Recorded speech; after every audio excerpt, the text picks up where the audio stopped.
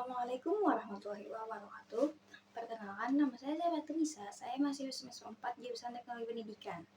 Kali ini saya akan menganalisis artikel yang berjudul Educational Innovation from Around the World, membahas bagaimana pendidikan di berbagai negara terus mengalami perubahan seiring dengan perkembangan teknologi, globalisasi, dan perubahan kebutuhan masyarakat. Pendidikan yang sebelumnya lebih berpusat pada guru, kini mulai bergeser menjadi berpusat pada peserta didik dengan menekankan keterampilan pada abad ke-21 seperti berpikir kritis, kreativitas, komunikasi, dan kolaborasi. Selain itu, pemanfaatan teknologi seperti internet, komunikasi daring, dan berbagai platform pembelajaran digital juga bagian penting dalam mendukung proses belajar mengajar yang lebih fleksibel, terbuka, dan tidak terbatas ruang maupun waktu. Artikel ini membahas kelebihan karena membahas inovasi pendidikan secara luas dan menyeluruh banyak aspek penting yang saling berkaitan. Penulis tidak hanya membahas metode pembelajaran inovatif, tetapi juga mengaitkannya dengan sistem penilaian, pelatihan guru, serta keterlibatan masyarakat. Hal ini memberikan gambaran bahwa inovasi pendidikan bukan hanya soal penggunaan teknologi, tetapi juga perubahan cara pandang terhadap proses belajar itu sendiri. Selain itu, pembahasan mengenai pendidikan inklusif menunjukkan bahwa inovasi juga harus memperhatikan aspek keadilan dan pemerataan akses pendidikan bagi semua peserta didik.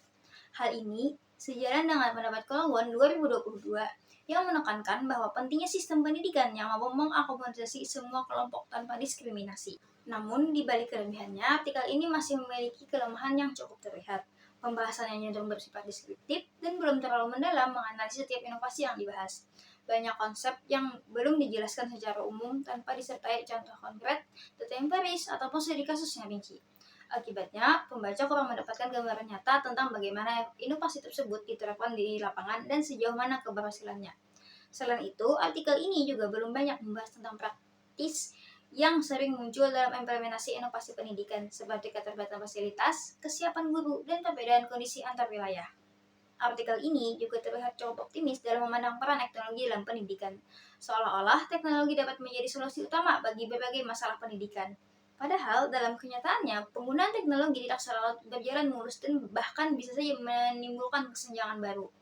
Hal ini sejalan dengan pandangan Nersorian yang menyatakan bahwa teknologi pendidikan perlu dikaji secara kritis karena berpotensi memperlebar kesenjangan jika tidak didukung oleh infrastruktur dan kebijakan yang memadai. Selain itu, tidak semua peserta didik dan pendidik memiliki akses maupun kemampuan yang sama dalam memanfaatkan teknologi tersebut. Sehingga inovasi berbasis teknologi tidak selalu bisa diterapkan secara merata. Secara keseluruhan, artikel ini memberikan gambaran yang cukup luas tentang perkembangan inovasi pendidikan di dunia saat ini. Inovasi pendidikan memang menjadi kebutuhan yang tidak bisa dihindari, terutama menjawab tantangan zaman yang semakin kompleks.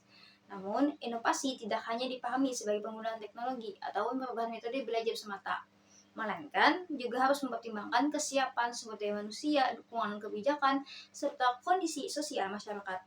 Dengan demikian, pendidikan dapat berkembang menjadi relevan, inklusif, mampu memberikan dampak nyata bagi peningkatan kualitas pembelajaran.